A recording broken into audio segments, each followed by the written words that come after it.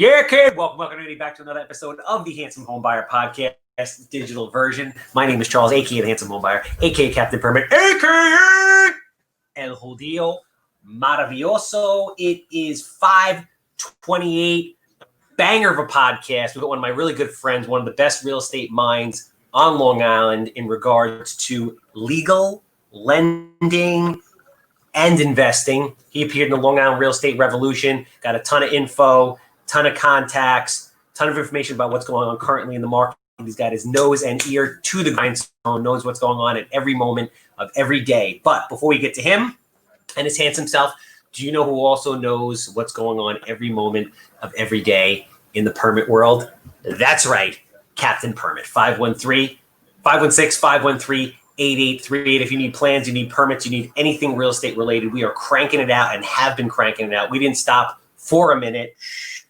Legalizations, interior alterations, new construction, commercial, you name it, we do it. We got the best team in the business out there. Obviously, you know me.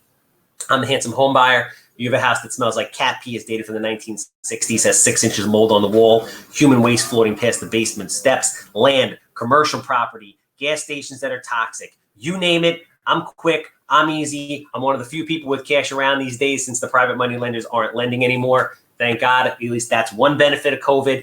I want to buy it. 516-777 sold. All right. So we got a dope 30 minutes planned for you guys today. Great guest, great friend of mine. We've done a ton of business together. I look forward to doing a ton more business.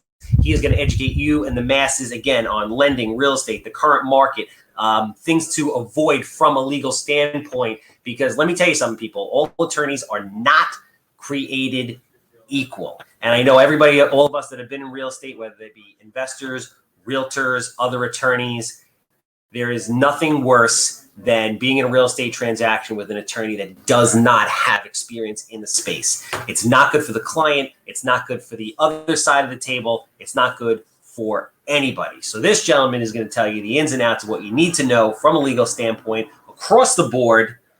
He is my man, Chris Romano. Bam! There you are. I can. What's up, big guy? What's up, man? Good to see you. What's going on? How are you? I appreciate it. Good to see you too, man. I'm really sorry about the technical difficulty. Are you very tech savvy or no? I'm trying to raise my curve dramatically now in this world. I was never great at it. I always was proficient enough just to get by. I was already emailing contracts and stuff like that and scanning, but the really good stuff, we're all on a learning curve. And it's going to be the wave of the future, right? I mean, this is it. Yeah, I mean, I guess the future is now. How old are you, by the way? I will be 47 in June. Damn, bro. Aging like a fine wine. You got like George Clooney salt and pepper thing going on. I can't believe it myself, man. It goes like this. Bro, it's crazy. I turned 40 a few months back. Actually, it's probably more than a few months back. Yeah. But I feel like in regards to tech, I'm kind of like on the cusp. So anybody that's like in their 30s and 20s, they got it wired. But people like you and I, we're trying to figure it out. Got to catch up a little bit. I got, my associate is like 28. I'm like, here you go. Yeah, that's it. It's the future. Absolutely. Show me how to use this iPhone. Show me how to use this app. It's good. I mean, I couldn't live without my phone, honestly, between the emails and everything I get done on there and like the DocuSign. There's some good stuff that I've definitely picked up that makes life easy. It's not always easy getting other people on board, especially the attorneys that are older than me. Like they do not want to hear it. They want original signatures for everything. They want 4 copies of the contract. They want, and most of the time, I guess it would be in anticipation of some sort of litigation. It's so far and few between. And now, you're allowed electronic documents to be entered into evidence and you can use them. So, but it's getting the people to just come, you can lead a horse to water type of thing, but it's crazy. So I want to talk about how COVID and tech has changed your business and how you're transforming, because you're one of those guys who's on the cutting edge. You're in the shit of it. You've worked as hard, if not harder, than any other real estate attorney out there that I know, and obviously that reflects in the amount of business that you do. I mean, any event, anything that's going on, anything real estate related, you can bet that Chris Romano is going to walk in a crisp suit with a smile and perfectly parted hair. It's just a testament to your work ethic. But I want to take it a little bit further back, just back to your upbringing, where you come from, where you grew up, and then ultimately, why did you end up decide to get into law? Oh, that's a good, interesting story. Actually, I don't get to tell that one much. Everybody wants to know about real estate and investing and what's going on. Peeling away the layers, man. We're peeling away the layers. No, it's good. It's good. You get to know about people. So when I was growing up, my grandfather was an attorney in Queens. Okay. He had an office on Metropolitan Avenue in Middle Village. I lived in Middle Village, and I used to walk down the block and go say hi to Grandpa and see him working. And I would just get to see that everybody would come to him for advice, and he'd help this person out. And, I just remember everybody saying, "Joe, thank you so much." And, he was like the consigliere of the neighborhood in a lot of ways. And he was, and he had a great gift of gab. He was a litigator. Like he can go in court and rip somebody apart on a stand. And he was mostly personal injury. But was also interesting that I noticed, he made all his money in personal injury. He invested everything in real estate. Interesting. And he would go and take that money, invest in real estate. He would lend out to people all the time, sometimes family, but a lot of other clients, stuff like that. And he was lending, and I would see that from a very young age. And he was lending. And actually, one of the funny stories I have there is one of the first flips I ever did. Oh, God, I don't even think I was out of law school yet. I was in law school, and I was doing small flips in Pennsylvania with my brother. And I remember I went to my grandfather. I was like, "Hey, I need a loan. I want to do a flip in Pennsylvania." And he goes, "All right, Sonny." He goes, "I'm going to give you the grandson rate," which was 4% at the time. And he handwrites a promissory note. And there it is, laid out, 4%, term, everything, monthly payments. It was good, but, because he was my first private lender. Bro, that's a crazy rate, because back in the day, not to date you, I'm sorry, but back in the day, hard money was really hard money. Like, you had to go to a guy. There wasn't institutional private lenders, and it was expensive. I used to listen. I used to lend before all the institutions got involved. I used to lend at like 14-4.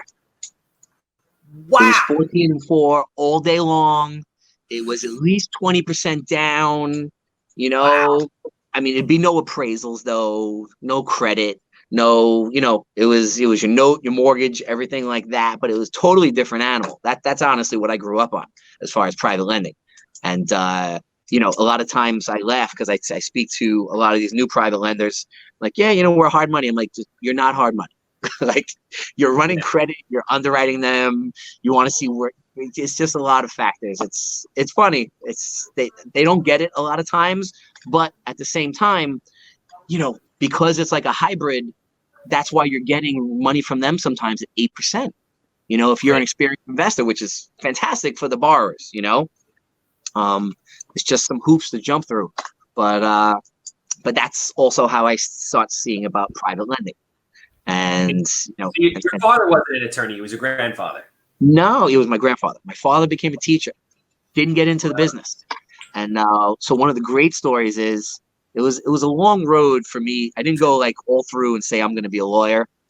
It was pre-physical therapy. It was Secret Service. I went to John Jay in Manhattan. Yeah, 100%. It was all that type of stuff. Yeah, and then I got out of John Jay in the city. And they're like, if you just have a bachelor's degree and you're a white guy, you don't speak Arabic or something like that, like they're like, get in line. Like, it's just not going to happen.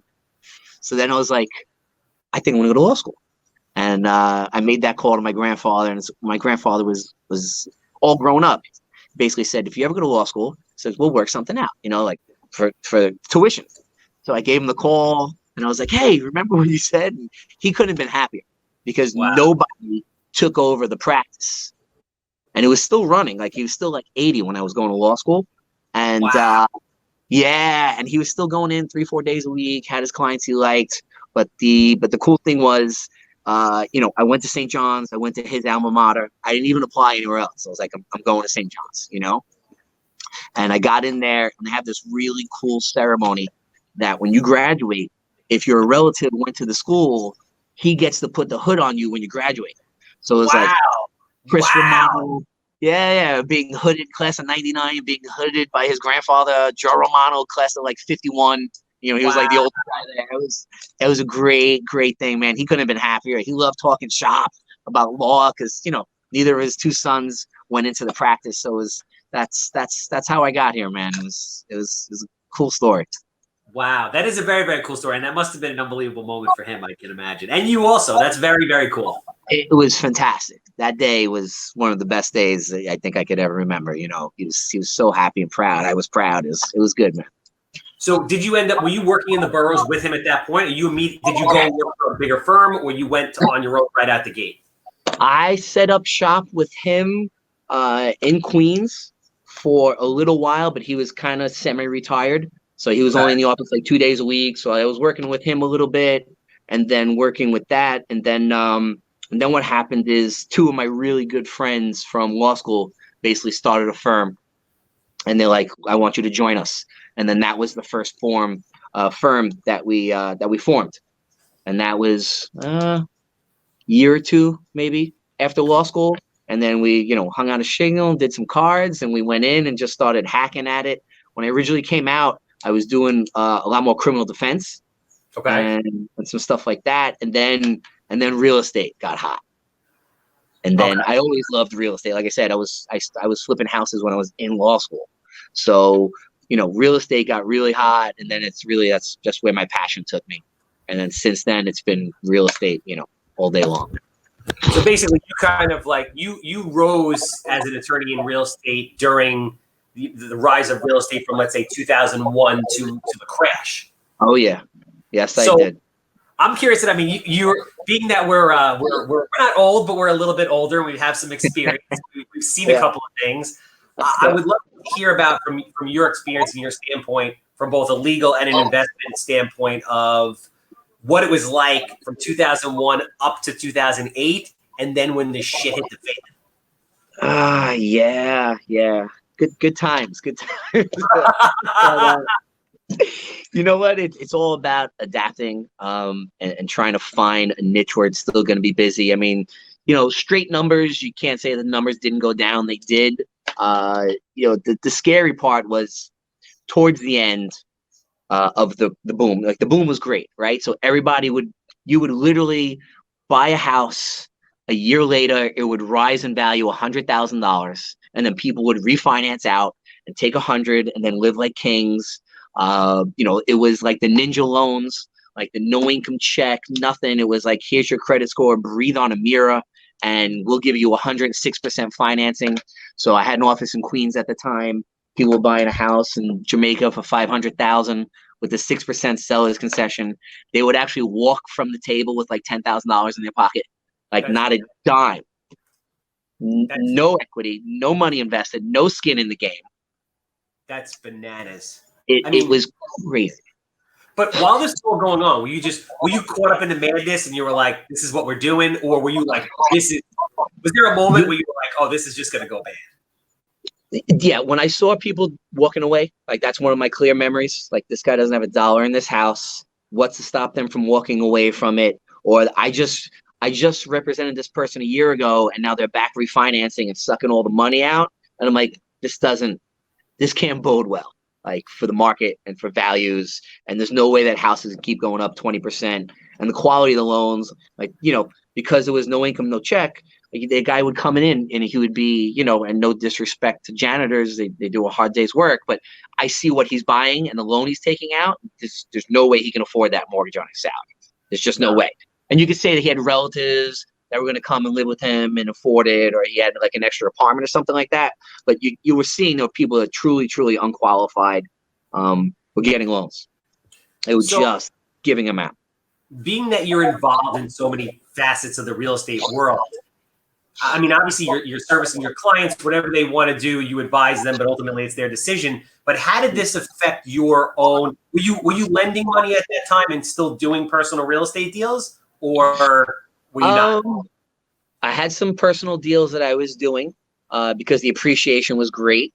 I mostly made it out unscathed. I got caught with one that was severely under equity, and I had a partner in it, and we had a falling out.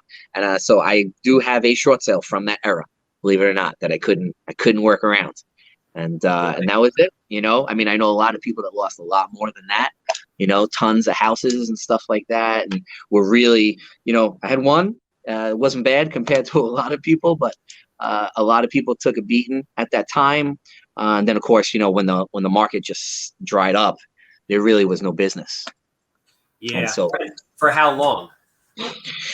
It really, you know, you can say like crash, latter part of 2007, 2008, and then from 2008, 9, 10, I would say maybe even going into 11. Wow. Was pretty tight. In fact, I remember. It's so funny. I look, because I have an old calendar book, 2010. Basically, we were sitting around. There wasn't a whole lot to do. So I look at my partner, and I'm like, let's just go to Australia. So we went to Australia for like a month. We left one paralegal in the office because there was nothing to do. I'm like, we're out of here. We just Wow. It was that dead? It was pretty dead, man. It was dead. And the only thing that we had then was refinances, because the mortgage rates were good. And a lot of people were trying to finance, or they had the HAMP program where they would even let you refinance a property that was underwater, and try that and a few mods, but it was quiet. And we just, I mean, so what did you do for 3 years? you know, you made enough. We had to cut our staff dramatically. You know, it went from whatever it was, 8 or 9 down to one paralegal. I had one paralegal, and then we literally were paying her off a credit line for about 1.5 years until land. And then she was with me for like 9 years. Like, she was family. And finally that was it. I was like, we can't do this anymore. I had to let her go. Wow. And then it was just a couple of guys in an office doing closings to get by. And yeah, it was interesting time. We diversified a little bit. We started doing some more criminal. We started doing a little bit of uncontested mats. We always had landlord tenant. We did that. You know, but the closing rate was down dramatically. We do some guardianships, some trust estates. So there's other stuff, you know, to keep us going. But the market itself was, you know, it was dramatically different. Wow, that's freaking nutty. So I mean, I wasn't in real estate at that time. I was in the body shop business, and I remember like it was like October, September, something like that. And I remember like the day the world stopped. I went from painting like 45 cars a week to like all of a sudden it's like somebody just shut off the world. There was no energy. Yeah. It was very strange. And it happened recently with COVID, but for me, in my opinion, it was different. It wasn't the same kind of yes, it wasn't, you know, and obviously the markets almost crashed and everything like that. And, you know, Too Big to Fail, if you ever watched that movie, it's fantastic portrayal of what happens. It's a great movie. But yeah, things were tough. Although I have to say now, looking back, I probably should have been more aggressive in trying to find deals. And I don't think I was at the time. I had a couple of other things I think I was focused on. And there were probably deals to be had. I know there were deals to be had. You know, it was definitely when the world was falling apart. It was also probably not easy to get money. You didn't know how long this was going to go on. Easy to get a lot of things. Yeah. Yeah. I mean, if you had cash, you were great, right? Cash is always king. That's why people try to get out. But you know, certainly it was a time. It was a different time in the market. You know, financing. It's just it was interesting. There were deals out there, but it was, you know, what's funny is many people today will be like, oh, let's do a short sale. I can tell you that until like 2010, 11, nobody knew what a short sale was. Nobody. You know, like realtors now like, oh, let's do a short sale. Nobody had a clue back then what a short sale was. Wow. You know, and now it's such a common parlance, but because there were none for like, you know, I guess going back a long time before that, that was even probably before I was started, but it's such a common term now. Nobody knew what it was. It's pretty interesting. So I want to touch quickly on your bartender days, believe it or not. So, and there's an interesting reason why I want to do that. So you're a very social guy. You've built a tremendous business through networking and other things, obviously, because you do a great job. But the one kind of commonality that I've noticed is anybody that was ever a bartender really has a certain level of success, and I don't know exactly why that is, but it's the people business. It's the people business. I'm telling you, it was, all through college, all through law school, I was bartending. I was bartending in Manhattan, for anybody maybe my age, like the Limelight, stuff like that. Like great places, so much fun. You were at the Limelight? Yeah. And I was making I was making a ton of money actually at the time. I'd come home with like 1,000 cash a night. Back then, that was a fair amount of money, I'm probably making over 100 grand a year as a bartender in law school. So nobody's even working, and I'm making cash. It was a good time. But it's you got to learn how to speak to people and try to read people, and you just get out there and start a conversation. Is a lot of this business is sales. That. I mean, it's my best investors are the best salesmen. Yeah. Those are my best investors. They know how to talk to people, and it's just it helps you. Anything, I always said that too. Everybody, I think, should have to work in the service industry, because there are a lot of people who don't appreciate it. Whether it be a waitress or a bartender or anything like that.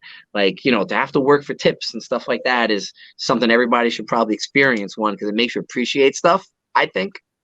And the people who serve you, definitely something to do.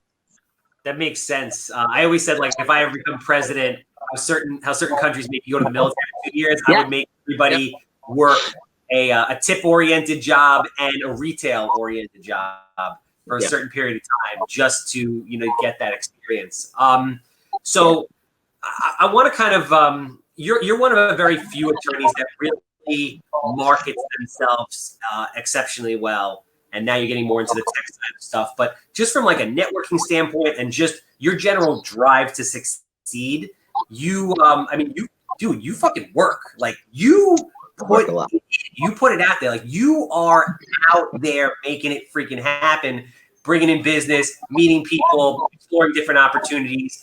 Where does that come from? Where's the thought process come from? Where does the work ethic come from, et cetera? Because I'm sure, like, was your grandfather that kind of guy? Was he out doing that kind of stuff? Did you see that? He definitely was. Definitely was, that type of person. Very gregarious too. What a gentleman. My drive, it's hard to say. I grew up in the city with my mom. We grew up in an apartment. We didn't really have much, quite honestly. We had to go out there and hustle. My first job I had at like 12, and I was working like 60 hours a week at a deli. I remember like I was making $2.25 an hour, and I went out and back then, I guess whatever was popular was, like some gold. And I went out and bought myself like a gold bracelet, but I was 12. I was like, I got to go out and make this happen. I probably always had at least 2 jobs my entire life. At least. I definitely had 2 jobs in law school. It would be 2 different bartending jobs. Or what else was I worked for the Judge Judy show in law school, which was fun. What was that like? That was great, man. I never meet her. She was out in California. I was like one of the New York reps, helping them find cases and analyze them. But I was doing that. I was bartending, and I was going. So I've always had at least 2-3 jobs. I need to be busy.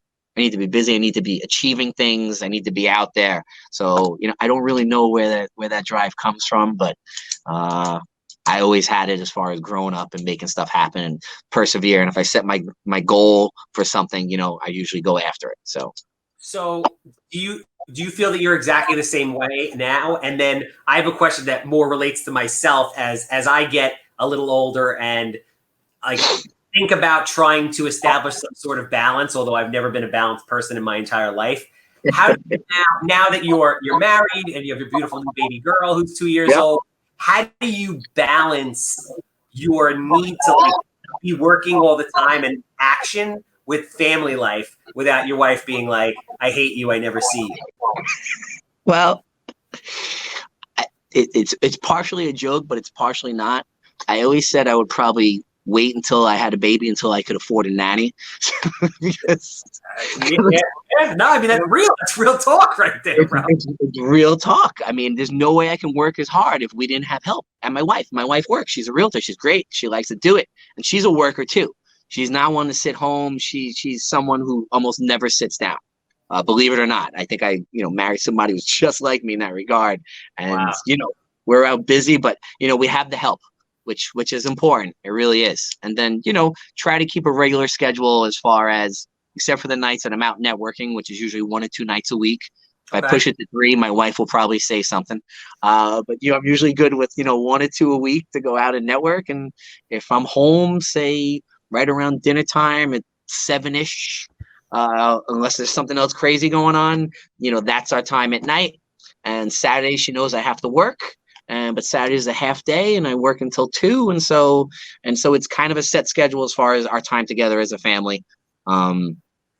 And that's, I hope it's a decent balance. I know that there's times when it's not, but you try to pull it in and try to be mindful of that. And there's no perfect solution, I guess, but you try to, like you said, it's balance. I guess one of the most important parts of that story, outside of the nanny, is that you married somebody that understands you, that gets it. Yes, she's a go-getter, and she's like, go get her.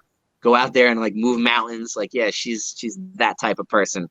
In that regard, I definitely found like the perfect type of person. You need somebody who doesn't think that you going out and working hard is like a threat to them or taking away from them, that they're with it to you together and you're achieving things together. And that's the best way. And it's funny, I didn't really know if I would like to be with somebody who's in the same industry as me in the beginning. I was actually kind of hesitant. And then it turns out that I love it because we'll talk shop. She lists some of my properties. We're selling one today. She's the agent on it. I think she's a little bit too soft sometimes. There's a couple of things on the walkthrough. She's like, well, you're going to do that? I'm like, no, not doing it. Because she's nice. She can't help it. She's got like a good heart. She always wants to take care of the buyers. Like she feels for everybody. So, but she does a really good job. And, we do stuff together and it's great. We achieve good things. No, we feed off. Yeah, no, and it makes sense, and I understand. Like, I would think sometimes the same way as you. Like, do you want somebody who's in the same industry? And you think about it could be a good thing because they can relate. You can understand because it's hard to come home and be all excited about a real estate deal or something that's going on, and not have somebody that can understand and relate to what you're saying. Yeah, no, absolutely. I get home, she can't wait to hear about my day. What'd you do? Stuff like that. We put up a rental. She listed it for rent. We did good stuff. I always say this, and it's a testament to your business. I always say, you've heard me say this. When you get Chris Romano, you just don't. When you hire Chris Romano, you're not getting Chris Romano. You're getting like an army. You're getting a built-in everything, whatever you need, whether that be permits, whether that be lending, whether that be construction, whether that be real, like literally it's an army. It's in a box ready to go. Yeah, so, you try to accommodate people's needs, and I find that it's a great start. It brings value. It really does.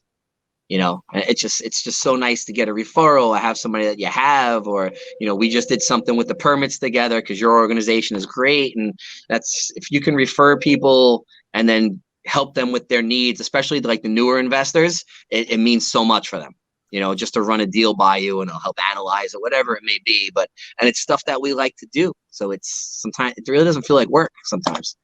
So the cool thing about you also is you have investors at every level. You have like super experienced guys that are just going 100 miles an hour with their hair on fire. But you also, for as successful as you are and as large as your practice is, you spend a lot of time cultivating, educating, and kind of mining work with new investors. Yeah, I do. I think it's one, it always helps to give back, right? Like if there was somebody when I was starting out and I can pick their ear and they helped me out and I can learn something, it definitely comes back. And it's, it can be obviously really good for business because, I've seen a couple of them start off and become really successful. Now there's some of my great clients, and there's obviously like a relationship there and a trust and a friendship as well. Cause we've grown together and we've learned together. And it's something that I feel is an important part of the business. I would not want to say, I'm too busy or I'm too big or anything like that. And there's always stuff that you learn too. Like some of them will come and think of an angle I perhaps didn't think of before.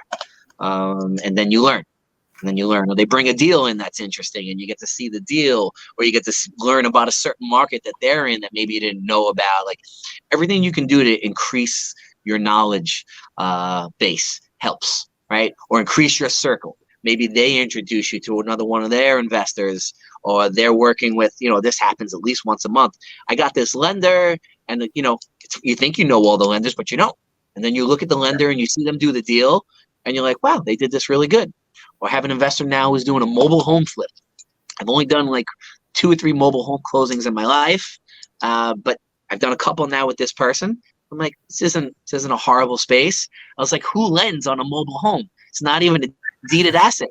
There's lenders for mobile homes. Yeah, it's weird, man. Yes. I've wanted to own a mobile home park for since I was 20 years old. That's been one of my things where I'm like, yo, I am going to buy mobile home parks. I love those things. You just don't know. And it's interesting. There's a couple here on Long Island, but it's just an example of, if you stop learning in this business, you're dead. You're a dinosaur. You always got to stay learning, stay up on things, adapting. The whole COVID thing. Obviously, we got to adapt. We got to learn how to, I think this is a case of you doing good for the sake of doing good, and then just being rewarded for that by, learning about all these different things. And then there are other things that you can invest in, or other clients that you can pick up as a result. But the core of what you do is you're always trying to help people, which is what I want people to understand is important in business, because I don't think enough people do it. I think most people are looking for what's in it for me all the time. Right. And that's not the fastest way to be successful. I would argue it's kind of the opposite. It's not. I always akin that to you can home run somebody. Every once in a while you'll go to a broker or something like that, and maybe they'll sneak in 2 or 3 points on a loan and they'll make $10,000 off you, but they're not going to get your future business and referrals. You're not growing your business. You're just trying to home run people. So there's a lot of time that I spend just freely giving out advice and helping people out, and I'm not asking for stuff up front, and I just want to kind of help them grow. So it helps. And some of them, the good ones, are the ones who really appreciate it. There are some who are thank you so much, and they actually acknowledge it. Not everybody does that, unfortunately. Some people just take, but there are a lot of people who truly appreciate it, and it feels great when they say thank you so much and for helping me. It's you did something good.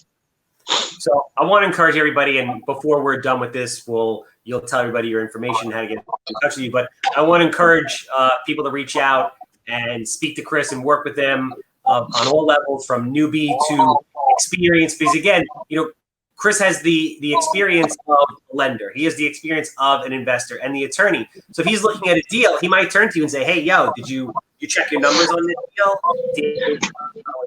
Your private money is a little bit too expensive, or whatever it is, or your terms are a little bit off, or your private money looks cheap, but look at all these fees, so it's really not cheap. He can advise you from every angle where most attorneys cannot, because they don't have his level of experience. Yeah, thank you, Charles. Yeah, every day, all the examples you brought every day. This is too much. These numbers don't work. Did you look at where this street is or what school district? It's every day, every day. But it's that's how we all learn. It's every day. You put it out there. So what did I want to? Oh, so I wanted to ask you I want to talk about COVID essentially and our current market conditions. So kind of 2 aspects of that. I want to know, how you see the market over the past 3 months, and then going forward for, let's say, the last 9, so for the next 9, and then how has COVID on a personal level impacted your business from a positive standpoint of, what, now we're going to get more into tech. We're going to do this. We're going to do that. It gave us time to kind of restructure our business. And then what is kind of the future of your law firm look like? Sure. COVID, as far as its effect on business in the last few months, obviously, in the very beginning, a lot of things got shut down a lot. As far as people not going out of the house, what was essential in the very beginning, I guess right around the middle of March, I believe, is when basically they said non-essential has to stay home, and then obviously certain attorneys were deemed essential, certain things were. It was unclear whether real estate was essential or not, but then they said anything with regard to banking was essential. So you can still close deals on the banking side. And then, there wasn't a lot of information in the beginning as far as everybody was just trying to figure it out. But things obviously in the very beginning, whoever lost their jobs, whatever deals I had that were contingent upon employment verification, we had to cancel a bunch of deals that died. We had on the private lending side, a lot of private lenders stopped. They pulled the plug on a lot of programs, or they raised the down payment. If they were doing 10%, they raised it to like 20%. 6 months of reserves, that seems to be kind of the average right now, 20% down, 6 months of reserves. A couple of them increased their fees. The non-QM products, one of which I was probably about a week away from refinancing one of my rentals, and they pulled the plug.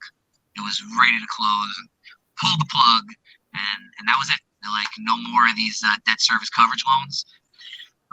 Hopefully they'll come back, but they're not back yet from what I hear. If everybody knows any but different, please reach out to me.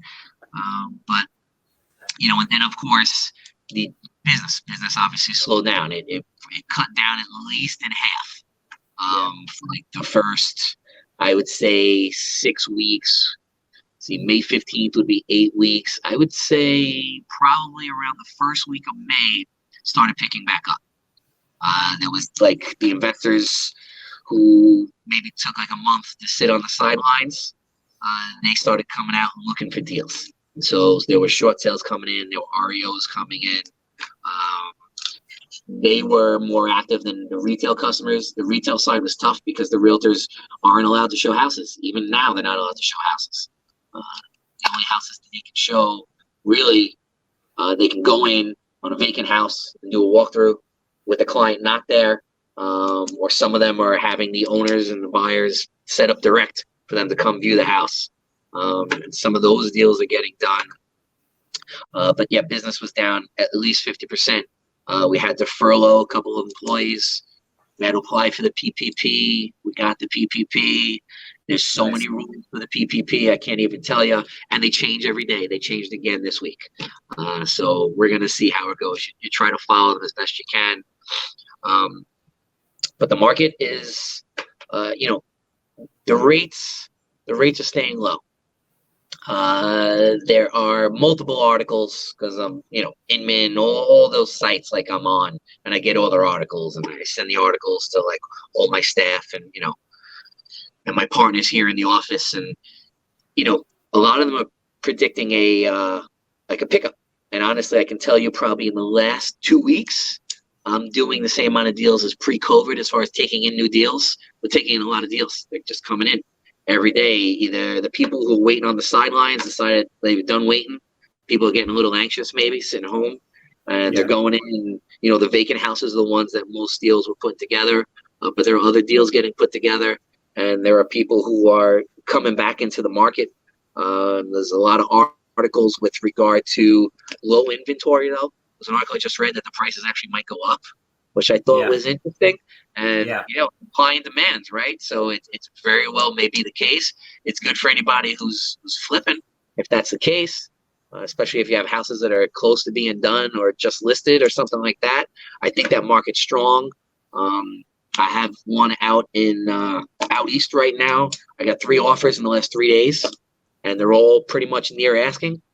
And so there's people out there, and they're looking. My wife, realtor, she picked up 3 or 4 new buyers in the last week. So the market's getting busy. I have a good barometer of seeing the offers. Any of the buyers coming from the city that you noticed? Yes, definitely. Yeah. I had a rental that I just rented in Bayshore, and everybody was coming from out of like the 4 people that viewed it, 3 were from the city. Like, we're done with the city. They just over it, and they wanted a little more space. And there's a few articles now that if working from home is going to be such a movement and something new that's going to happen, that people want a house with a home office or someplace like a separate space away from the kids, above the garage, whatever it may be. People are coming out from the city there. And so, I think the market's going to be okay. For now, what we don't know is how it's going to be in 6 months, 9 months, a year. If all the people that are unemployed, if they don't get back to work, obviously it could have some long-term effects down the line a little bit. In my opinion, but none of us really know. That's the thing. So you kind of hedge your bets. I would say that, for the investors that I have, they're probably being just a little bit more conservative on their numbers, but they're still doing deals. Especially if that is your business, what else are you going to do? Like you got to go out and buy real estate, and you're either going to turn it into a rental or you're going to try to flip it. But I think in the immediate term, and as phase 2 for the realtors, I believe June 13th, as long as we meet our criteria, the less deaths, the less hospitalization, stuff like that. And the tracers, I think the realtors are going to be allowed to show mid-June. Yeah. And then that would be more the retail sector that comes in. I was never really concerned about this. From the get-go, I was running around screaming. I was like, this is... I know you were. You're like, I'm a buyer. Sell me anything. I smell blood in the water. I was like, this is awesome. Let's go. Yeah. I've said this before, but I'm gonna say it as many times as possible, because if it comes true, I want it to be documented in history. Which is, I'm not worried about this one. I'm worried about the next one. Like, I'm worried about the next 3, 5 years. Like, I'm worried what happens at like year 5 or so. I'm afraid we're gonna get fucking destroyed. Like, bad. Like 2008 bad. Yeah, that's what I'm worried about. The one thing that I was discussing with a couple of people, obviously in the biz, and who saw 2008 was I think that most of the people who have gotten loans recently are a little bit better qualified than they were back then. There's no breathing on a mirror. If it's FHA, it's 3.5% down. If it's the Home Possible program, say it's 3%, but they were looking at income. They were looking at assets. So assuming the unemployment's not the factor, most of the people who have loans are better qualified than they were. Obviously somebody who had not a dollar in the house that never could afford that mortgage, they're more apt to walk away, I think. But I do think that all these forbearances that they have, I'm telling my clients, don't take them unless you have to take them, because no matter what they say about not impinging your credit or anything like that, it's definitely going to. It's definitely going to, hurt your credit or put you in a hole that you can't crawl out of. And so I do think that modifications are going to be big. Soon. To try to put that back. But if these people are employed, and they have the income to qualify for the modification, I think that's going to be something busy. And then for all the people who maybe can't work out the modification or don't get their job back, those may turn into short sales. And so those may become, much more, busy. Well, what I think it's important for everybody to understand, like when you're in real estate and you think about market crash, you think about 2008. But every 7 to 12 years, there's an economic correction. The results are typically the same, but the force that makes that happen is different. So last time it was housing. This time it's COVID. The time before that was the stock market. The time before that it was, savings and loan crisis, whatever it is. Yeah. But what I'm worried about is just lack of affordability, being like a slow grind down, because people aren't making any more money, but shit is becoming increasingly more expensive. That's one. Yes. Shifts in trends, way too much money circulating in the system, in my opinion. And the government, so people understand, the government regulates the economy 2 ways. It's very simple. They buy bonds, which lowers interest rates, which floods banks with cash and increases the supply of money, so interest rates go down. And then they spend money, whether it being stimulus, building roads, whatever the hell it is. When you've shot your shot, you got nothing left. So if interest rates are at like fucking 2% and you've already printed trillions of dollars, what are you gonna do when something happens in the economy? You're fucked. You're totally fucked. And that's what I'm afraid of. Yeah, no, I would agree. The Fed's got nowhere to go and they can't print any more money. So at some point it's got to be putting people to work. And how do you get the economy started? And some things come back quick, but a lot of these won't. Anytime there's a business, those take a while to come back. I think, small businesses, it's gonna have, issues down the road. We're going to see. Section 8 rentals. Best advice I can give anybody who's listening to this thing. Chris, you're the fucking man. I love you on many different levels. Too, you're a resource. You're a pillar of the community. How do people get a hold of you if they want to reach out, if they're interested in you, borrowing, legal work, etc.? Sure, absolutely. Our main office is in East Islip. The number there is 631-277-8080.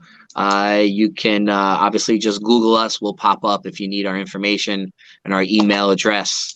Obviously, if anybody wants to shoot me a text, it's probably a great way to get in touch with me too, because I'm always on my phone. It's 516-582-8959. But you'll see me around. Come up, talk to me, ask me a question, get in touch with me, and we'll see what we can do to help you out in your investments and your projects. And we'd love to. Charles, man, thank you as always. Always great to see you, talk to you, break bread, go over ideas, man. It's always a pleasure. It's always a pleasure working with you, and thank you for having us on the podcast today. And I love you, man. You do many a great more job. things with you. Absolutely. And obviously, anybody out there needing plans, permits, anything permit related, got to call the captain. Know before you go. 516-513-8838. And if you have a house that smells like cat pee, dated from the 1960s, land, commercial property, maybe a wholesale from someone Chris Romano knows, with 8 feet of garbage in the basement that's filled with water. I'm quick. Yep. I'm easy. I always deliver. I want to buy it. He always delivers. 777 sold. That's a wrap. Thank you, everybody. We'll see you soon. Thanks, everyone.